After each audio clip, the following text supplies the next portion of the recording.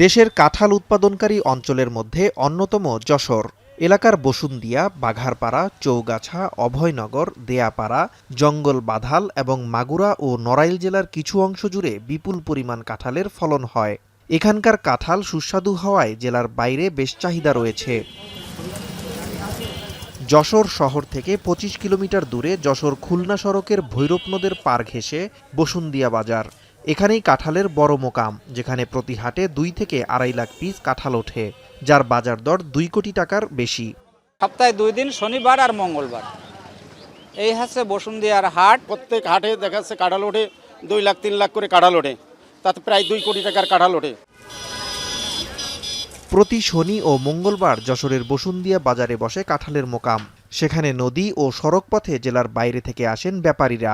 তারা বেচার জন্য কাঁঠাল কিনে নিয়ে যায় কুয়াকাটা, বরিশাল, খুলনা, ভোলা, বাগেরহাট, মোরেলগঞ্জ ও ঢাকাসহ দেশের বিভিন্ন বাজারে।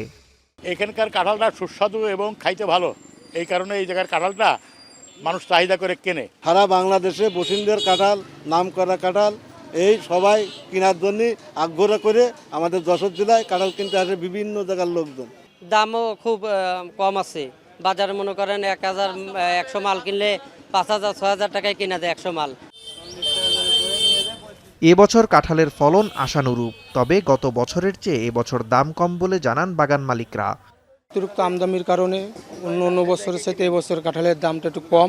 কাঁঠালের দাম ভালো না, কাঁঠালের বাজার কম। যে কোনো ফলের চেয়ে কাঁঠালের পুষ্টিমান বেশি। কাঁঠালের ফলন বাড়াতে কৃষি বিভাগের পক্ষ থেকে নেওয়া হয়েছে নানা পদক্ষেপ। অন্যদিকে কৃষকরা যাতে উন্নত জাতের কাঁঠালের ফলন বাড়াতে পারে, দেয়া হচ্ছে সেই পরামর্শ। আমাদের যশোর জেলায় ৬২২ হেক্টর জমিতে কাঁঠালের আবাদ হয়েছে। তবে আমাদের উৎপাদনও ভালো। আমাদের হেক্টর প্রতি আমরা আশা করছি 40 মেট্রিক টন ফলন হবে, কারণ এখনও হারভেস্ট শেষ পর্যায়ের দিকে। তবে একটা বিষয় যে আমাদের কাঁঠালটা সারা দেশে সরবরাহ করা হয় আমাদের যশোর থেকে। আরও একটা বিষয় আছে যে আমাদের কৃষি বিপণন অধিদপ্তর থেকে আমাদের এই কাঁঠালের প্রকৃতজাতের উপরে ট্রেনিং দেওয়া হয়। যশোরে এবছর ৬২২ হেক্টর জমিতে ২০,০০০ মেট্রিক টন কাঁঠালের ফলন হয়েছে, যার বাজার দর ১০০ কোটি টাকারও বেশি। এখন যশোর।